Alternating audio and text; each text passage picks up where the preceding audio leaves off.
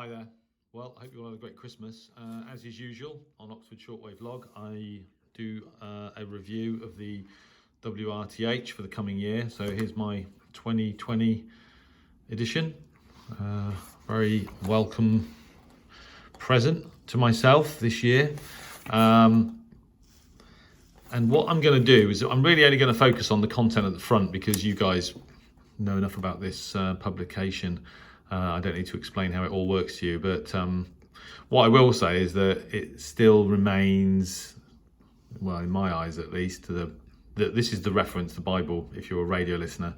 You know, if you're listening to something on, particularly on shortwave, but also on other bands, medium wave, long wave, and there's any question mark over what the source of the signal is or who it is, then this is the one kind of reference that has never, in my knowledge, I don't think it's ever been wrong. There are obviously very good references online, shortwave.info, etc., and they are very good. But for me, the WRTH is the source of information to trust. This is the 74th edition. 74 years, believe it or not, this publication's been around, and we're kind of lucky, really, that this one kind of like remaining annual publication in print in support of our great hobby. You know, we're kind of fortunate, really, that to have this, and you know, I think everybody involved in this hobby should have a copy. But that's just my view. You're all free to do whatever you want, but I certainly have a copy every year and use it quite a lot. Okay, so starting with the usual editorial. And then the WRTH contributors article. This is something that they do every year. This year it's Luis Carvalho, who's the contributor for Portugal, the Azores and Madeira. And then there's also a list of other contributors, and I actually know a couple of them: Rudolf Walter Grimm, Anke Pettersson, Dan Goldfarb, to name but a few. Some big names in the world of DXing. First receiver article is the ELAD FDM Duo R. Now, this is a radio that I obviously know quite a lot about. I've had the FDM Duo, which is the same thing but with a 5-watt transceiver electronics. I've been using it as it was my mainstay, particularly medium wave DXing, transatlantic, etc., South America, for 3 or 4 years now, and it is superb. Having said that, I think that the latest SDR play receiver, the RSP DX, is as good as the ELAD on medium wave with HDR mode, but I need to actually conduct some tests. That's kind of my sort of qualitative feeling for both devices, having used them both. What's interesting here, though, is the writer concludes that they like the FDM Duo R very much, but consider it also good value for money. And I think if you actually look at what something like an RSP DX can do for about 200 quid, I would argue the ELAD is not good value for money at £775. But you know, the only difference being really that it does have a front end that you can use as a traditional radio, but the ergonomics of that are actually pretty terrible. But it does excel in medium wave DX, so interesting. And then the next article is the S by HF Plus Discovery SDR. Never used one, only ever heard good things about it. Really good article on this receiver, and the conclusion is that they find it remarkable in terms of its performance and size and cost. So clearly a very good SDR and a very interesting read.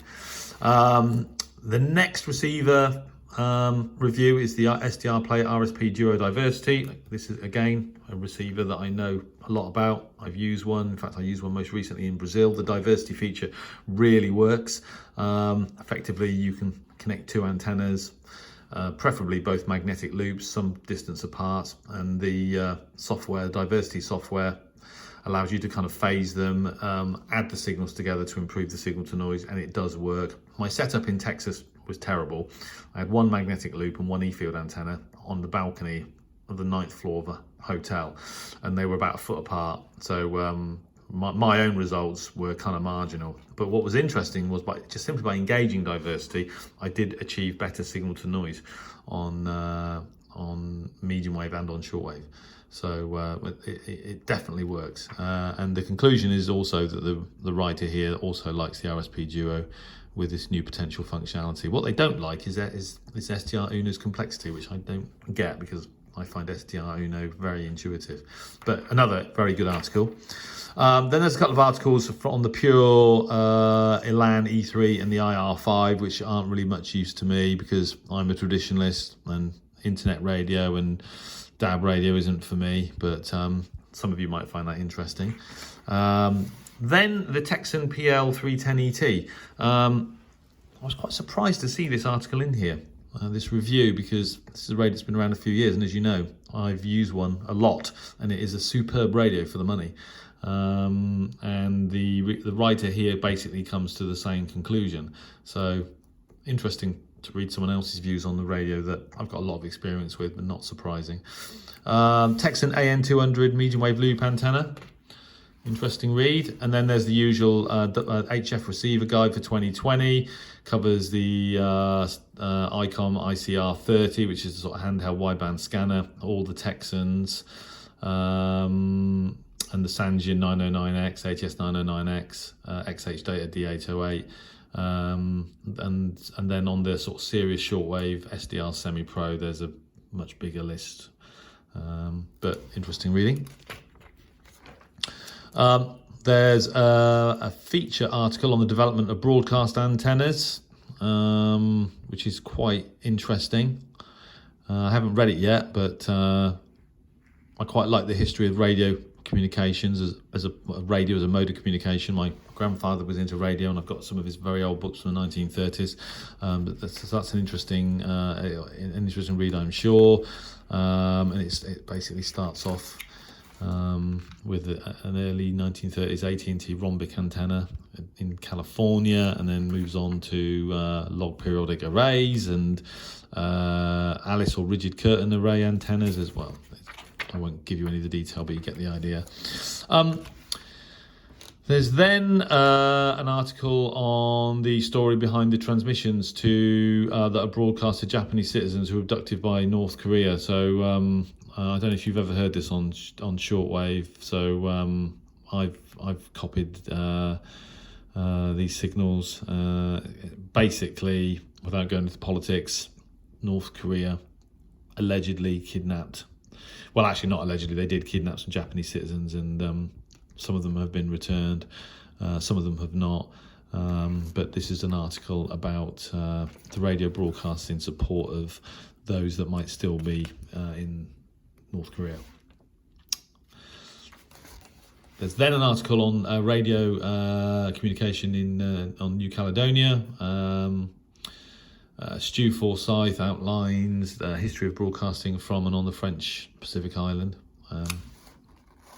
They usually do at least one article based in a far-flung QTH. There's then an interesting article on medium wave propagation. The WRTH has at various times written about propagation in sort of general terms, but here is an article specifically relating to medium wave frequencies, which again I haven't read yet, but I'm sure it'll be interesting. Advert for wireless, Practical Wireless and Radio User Magazine. And then a visit to the Sidi Mansour transmitter site, which I believe, is in Tunisia.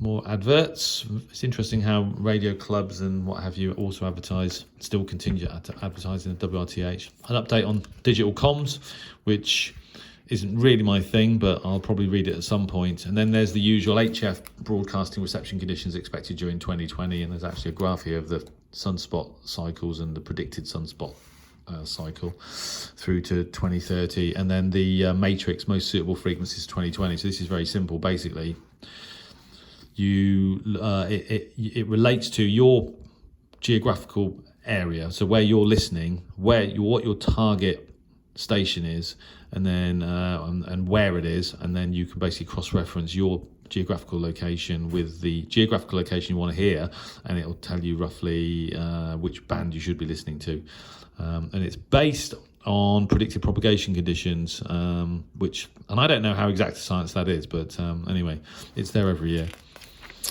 And then there's the usual how to use the WRTH guide. And more advertisements, Universal Radio, Inc., CQ Amateur Radio, Advert Spectrum Monitor. This is an interesting one. So this is our friend Thomas, swellingpost.com. I think he also had an advertisement in here last year. Good to see him advertising in here. Also good to see the BBC World Service, BBC World News advertising in this book, because what it means is that the BBC still understands the importance and the difference that HF radio communication can make. They wouldn't be advertising the World Service in this magazine otherwise. So it's really good to see that. More advertisements, and then there's the usual maps with transmitter sites marked on them, Manzini. Yeah. We've seen all these before, but it's interesting actually. If you look at, there's not that many transmitter sites. The transmitter sites are actually in red, and there's not actually that many anymore. A few in Africa, a few dotted around on the sort of more towards the east coast of the United States. There's Fort Collins, which is the time signal. Just goes to show a few more dotted around South America, but as you guys probably know, South America still use HF to broadcast sort of regionally. Obviously several in China, and then Southeast Asia, there's a few, Middle East, a few transmitter sites, not so many in Europe. There you go. Australia, very, very few and far between. And then again, same with Russia, but there you go. And then there's a world time map, world zone time map, and a world time table here, so that you can get your UTC and current local time correct. So that's it. Finally, an article, an advert for the British DX Club. I keep meaning to join that club, and one day I'll get around to doing it. But there you go. So that's basically it. So that is the WRTH 2020. The rest of it is very standard format. There's the usual section, shortwave stations, broadcasting in English, and then shortwave stations of the world. There's 19 pages of shortwave stations of the world, which is a measure that I use for what's happening with the broadcast bands on shortwave. But I'll do another video on that, because it's worth comparing with previous years. But anyway, yeah, still fantastic book. Fantastic reference, and if you're into radio in any way, particularly our brilliant hobby of DXing on HF, medium wave, long wave, whatever it is, even TV, obviously, this is the book to have, and I'm very happy to have the 2020 edition to add to my collection.